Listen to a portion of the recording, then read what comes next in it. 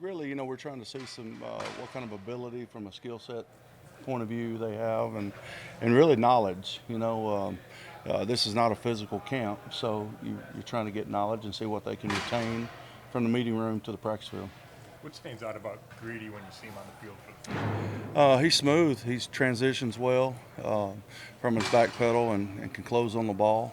He's long, of course, and then he competes. What's the skill set of the running back from Pitt? What did you like about him? Well, he demonstrated, some ability to stick his foot in the ground and get north quickly. His hands, he had a couple of drop balls today that I think is very uncharacteristic for him. But he's working to get better. Sometimes you have to evaluate these guys mentally. They're swimming a little bit, and how that affects their skill set. And I think he's probably in that mix right now. He'll probably do a lot of studying tonight. And when Greedy says, what question, what do you know about Cleveland? I know we're going to the Super Bowl. Do you think that's cool when he says stuff like that, or what? I think I like the confidence. I like the excitement and the passion that he has. But I think that mantra kind of changed today, probably, right? Did he talk to you any today?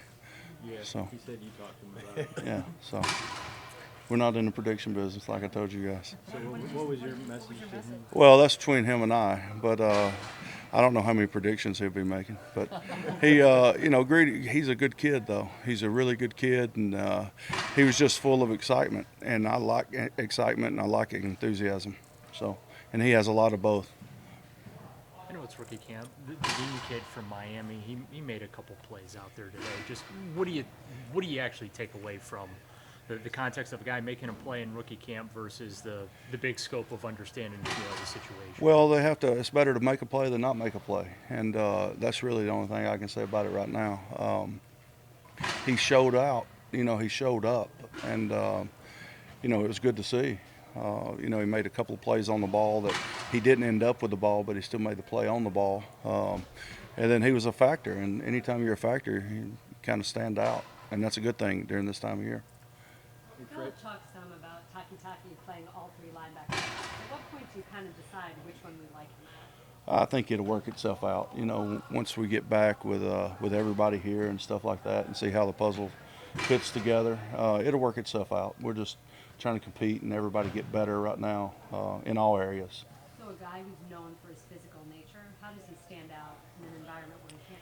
Well, I think that's the dilemma you have with offensive linemen and defensive linemen. I mean, they can't stand out really right now. So you're really judging the same things with them that you see on tape, and you try to make good decisions based on that. But that's the worst thing about the off season and the off season program in general. It's not made to be physical. It's made for the skilled guys to kind of have the advantage. But you can see the aggressiveness and how they get to the ball. And he did that today fairly well. Hey, Freddie, when Brown showed the video of you talking to the guys after the picks, and it was Greedy, said something like, you got to tackle sometimes. Yeah. It came off as a joke, but, I mean, is there like a challenge in there, or kind of poking him about that a little bit? I don't know. I wasn't joking. I mean, he's going to have to tackle some. So when the ball gets out on the edge, we're not going to let him go. So, I don't have a problem. Greedy is going to tackle, and he wants to tackle. He's a willing tackler. That may not all been on tape as an example, but peer pressure gets to him sometimes and gets to our players. And if we have the leaders that I think we have, then he'll tackle. Over the course of the spring, including when the veterans are in for spring practice, how much are you going to be able to conclude about your team? Or do you almost file and forget when you go into training camp? It's a brand new thing. Well, I think every segment, you're not really starting over, but you're seeing how much you can retain. But we're not going to find out anything about our team until we hit some adversity. And once we hit some adversity, which is going to happen, I don't know, you try to curate it during training camp, and I don't know how much you can relative to how the season unfolds. But we're going to hit some adversity at some point, and then we'll find out what kind of team we have, and not until then. Freddie, Webster Slaughter, you mentioned that he was here and he talked to the team a little bit, and some of the other guys did. You were a Browns fan. Why did you bring in a guy like Webster, and what's it like to have him, somebody like that? Well, we had a lot of those guys around. We had, Webster, Bernie, Mr. Brown. A lot of those guys were here. Ernest Biner. Mac. All those guys were here last night, and they had dinner with our rookies, and we wanted them to see, John and I wanted them to see what it was to be a Cleveland Brown and what it meant to the city, and take it from an experience that somebody had already had, and I think it went really well.